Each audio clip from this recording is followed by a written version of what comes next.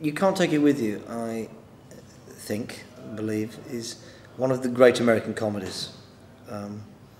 It sits slap bang in the middle of that great American tradition, I think, of comic plays.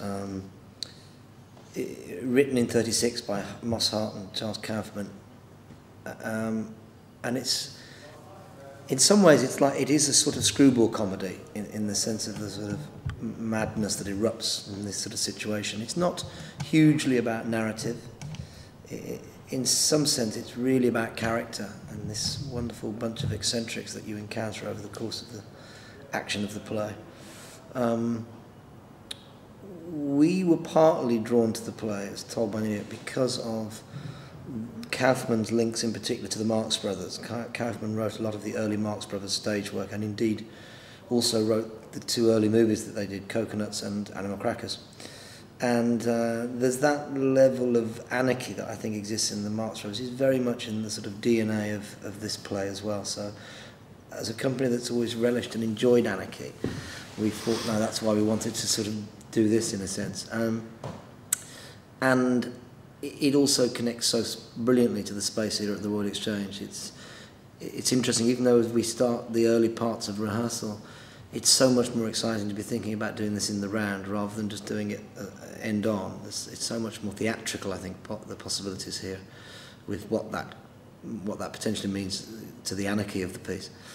And I suppose to our style, if you like, as told by it, is always about having a very direct relationship with the audience. We're not interested in trying to recreate reality on stage. We're of the opinion that film and TV does that rather better than theatre can. And we always like to try and have a very strong relationship with the audience, which you can't get a stronger relationship than when they're all around you. It's like being in the street, in a sense, doing street theatre or something. So that's why our choice of play is very much dictated and driven by a desire to do it in this space. To give a brief sort of outline of the plot, in a sense, as I said, it's not plot-driven, but it's the classic. There's many classic situations in the play. You have two very different families. You have the Vanderhoffs, who are the Bohemian family, who in many ways follow the sort of ethos set up by their grandpa, Martin Vanderhoff, who gives up work before the play starts. He works on Broadway.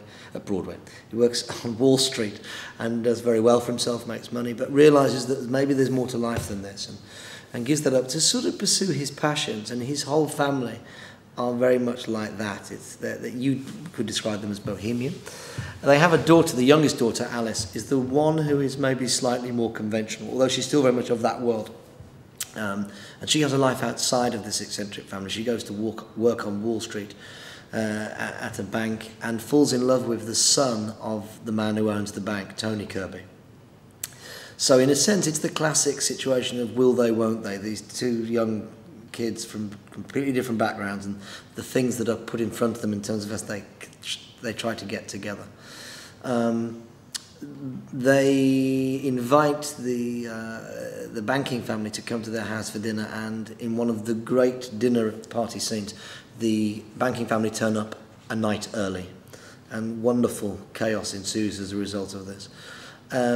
I think there's a sense that you sort of know the outcome, but that's partly the joy of it in a way, as these two kids finally come together. And also, I suppose, the banking family sort of maybe are able to rediscover or get in touch with that side of themselves which they've suppressed in the pursuit of money, I suppose. I mentioned earlier the Charles Kaufman connection to the play and indeed to the Marx Brothers. It goes slightly deeper than that for us, in the sense that I think one of the great productions, certainly that I was aware of, that Royal Exchange have done in the past, was a stage version of Animal Crackers. And the extraordinary energy in that production, the way in which people would come into the space and leave the space, is very dynamic, those entrances into the space. And it's something that we really, really want to capitalise on in You Can't Take It With You. I mean, one of the performers in this company happened to also be in the production of Animal Crackers, and I think that for me is quite interesting, that there is someone who's been in both of those things. There's something about the extraordinary way in which you can fly things in and fly them out. All of our set, because we want everything to have a sense of movement, Laura Hopkins designed a brilliant set for us where everything is on wheels, everything moves. So we have the opportunity to have the whole space empty and then suddenly all the set to arrive. So we're going to try and make the most of that energy which naturally happens downstairs.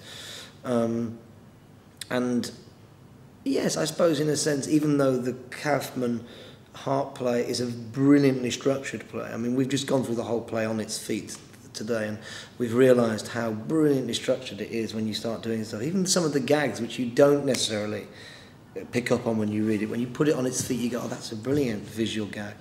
Again, we'll be exploiting that, and also making it happen all around for the audience, because in the play, the father, Paul Sycamore, is making fireworks throughout the play, and in the play he makes them in the cellar.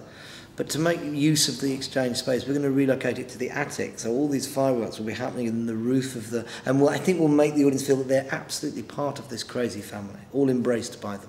In terms of the style of our production and the spirit of the production, and I've spoken about this with the actors, I'd like it to feel, if you're watching it, that there is a point where it almost feels like the production's slightly teetering out of control.